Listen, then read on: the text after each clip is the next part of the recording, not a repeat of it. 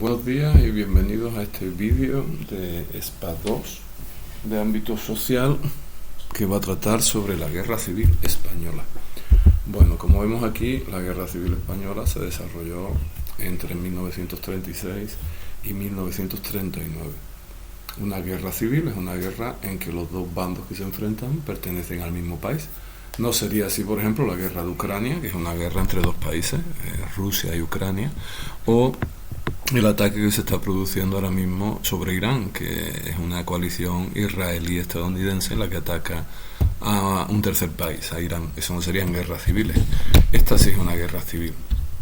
Bueno, digamos que el detonante que provocó la guerra civil fue el asesinato en julio del 36 del político de derecha José Calvo Sotelo a manos de los socialistas, en represalia por un asesinato anterior.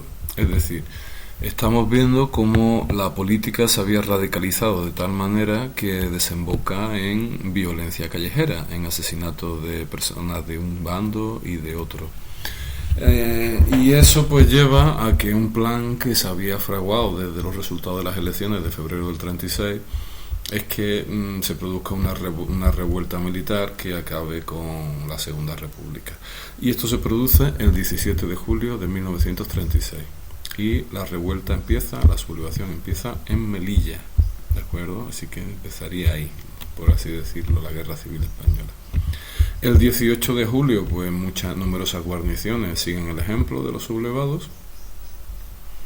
Y como vemos aquí, a los pocos días de haber empezado la guerra, estamos el 24 de julio del 36, el territorio republicano estaría en color rojo y el territorio sublevado estaría en color azul. Pues el bando sublevado pues controlaría a los pocos días, a una semana, pues las Islas Canarias, las Islas Baleares, el protectorado español en Marruecos, el norte de África, la ciudad de Cádiz, Sevilla, Córdoba, gran parte de Galicia, gran parte de Castilla y León y parte de Pamplona, ¿no?, de Navarra, y de parte de Aragón. Lo que iba a ser un golpe de Estado rápido, pues no se convierte en un golpe de Estado rápido y desemboca en una guerra civil que iba a durar bastante tiempo. Vale, el desarrollo de la guerra. En una guerra pues hay dos bandos. Vamos a llamar al bando que defiende a la república, por así decirlo, bando republicano, aunque dentro de ese bando hay posturas muy diversas que veremos más adelante. Y el bando de los sublevados, ellos se llamaron a sí mismos pues bando nacional. Así que bueno, dos bandos, bando republicano y bando nacional. Pero es que, digamos que esta guerra civil estalla en un marco europeo en el que había dos ideologías políticas enfrentándose entre sí, que era fascismo y comunismo. Hay que tener en cuenta que Hitler ganó las elecciones de 1933. Es decir, Hitler estaba gobernando en Alemania cuando se produce la guerra civil. Y en Italia, desde 1922 estaba dirigida por Benito Mussolini, que también protagonizó una dictadura de tipo fascista. Entonces, ¿qué ocurre? Bueno, pues que la Guerra Civil Española va a reproducir este enfrentamiento entre fascismo y comunismo. De hecho, los países que lideran el fascismo europeo, Italia y Alemania, van a apoyar al bando nacional, al bando que se había sublevado contra la República. Mientras que la Unión Soviética va a apoyar al bando republicano. En la Unión Soviética había habido una revolución de carácter comunista en 1917.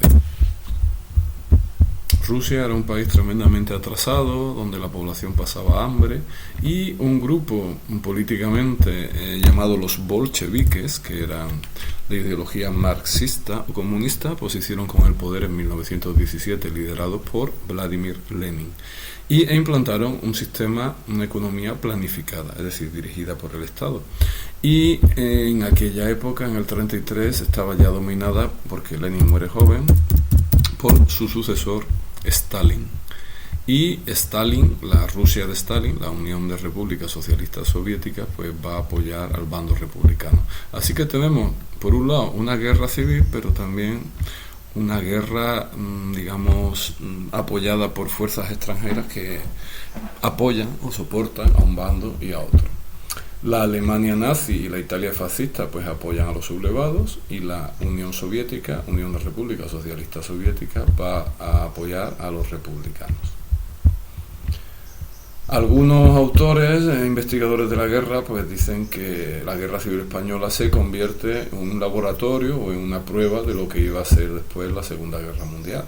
De hecho, los alemanes prueban su armamento aquí, ¿no?, durante la Guerra Civil. Curiosamente, Francia, Inglaterra y otras democracias europeas toman el acuerdo de no intervenir en la Guerra Civil Española. ¿Por qué? Pues porque temen que si intervienen va a saltar alguna chispa con Italia, con Alemania y con la Unión Soviética, y que todo aquello podría desembocar en la Segunda Guerra Mundial. Hoy en día pues sabemos que la Segunda Guerra Mundial estalló, pero en aquella época todavía no había estallado, no se sabía. Bueno, aquí tenemos pues distintas etapas, ¿no?, dentro de la Guerra Civil: 1, 2, 3 y 4. Si nos vamos a internet y ponemos mapas Guerra Civil Española, pues podemos ver unos mapas parecidos.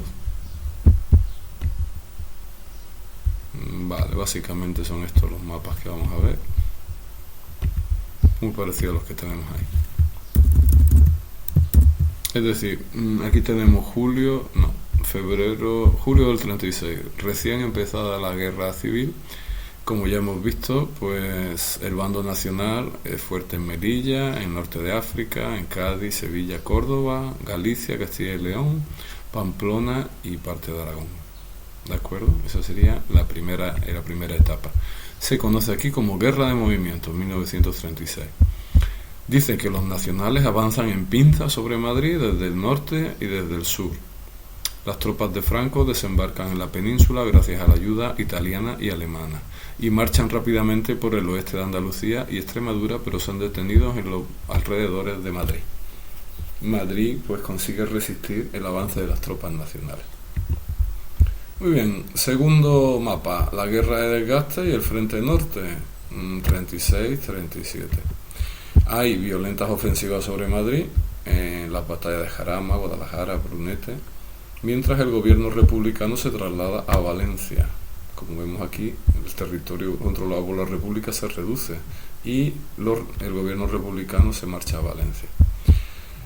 El bando nacional conquista Málaga y van a controlar la costa mediterránea andaluza, toda esta región de aquí. Si nos vamos a nuestros mapas, pues sería el mapa de aquí, marzo del 37.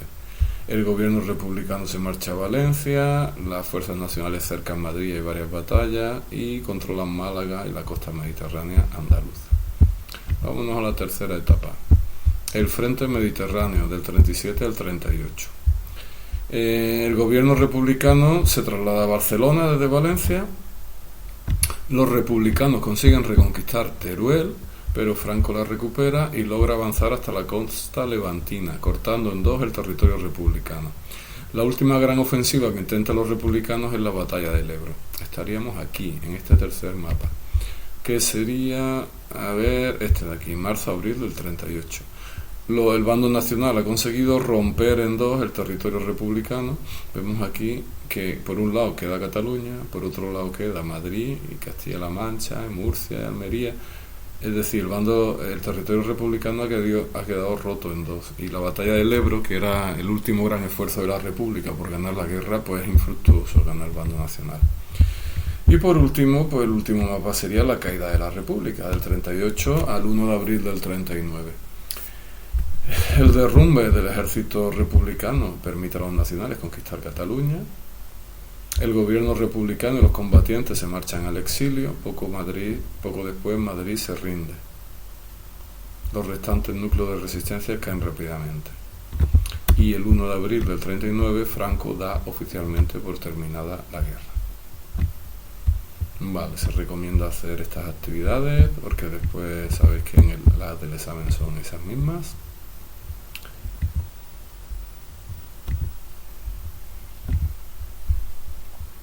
Vale. Durante la guerra civil eran varios los militares que se levantan, el general Mola, el general Sanjurjo, Queipo de Llano. Sin embargo, va a ser un general que se sumó relativamente tarde al levantamiento, Francisco Franco, el que va a convertirse en el líder de los sublevados. También por la muerte, la desaparición de Mola y Sanjurjo y otros, ¿no? Y el bando nacional pues, va a funcionar como una dictadura militar. Y Franco pues va a crear un partido único, aprovechando partidos que ya existían de forma previa. Ese partido que existía de forma previa va a ser la Falange y por otro lado la Comunión Tradicionalista, y los va a unir en la Falange Española Tradicionalista y de las Jons.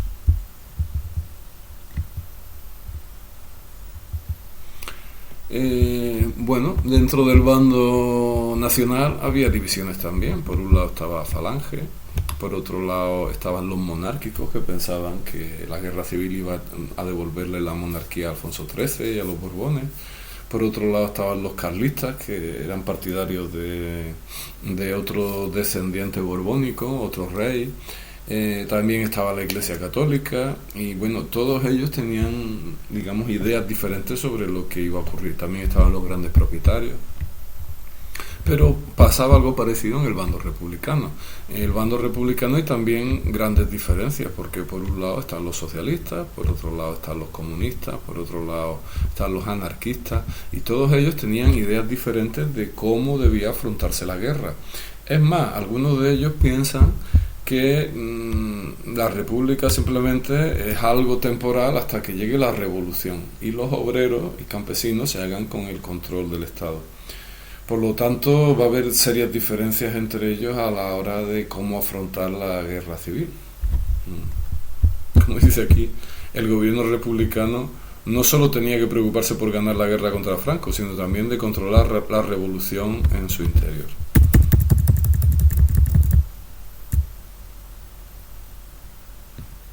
Bueno, la guerra termina el 1 de abril del 39 y ¿cuál es el balance? Pues el balance pues, es un país destrozado, ¿no? Es muy difícil establecer el número de personas que murieron, pero se estima que cerca de medio millón de personas murieron durante la guerra. También es muy difícil saber cuántos españoles se marcharon al exilio. Claro, se marcharon los perdedores del bando republicano. Aquí habla de medio millón. Hoy en día se habla de entre 200 y 300.000 personas, lo que pudo ser el exilio republicano. Las infraestructuras españolas pues habían quedado destruidas y el país estaba en la miseria. Y la victoria franquista pues supuso la división de España en dos, los vencedores y los vencidos.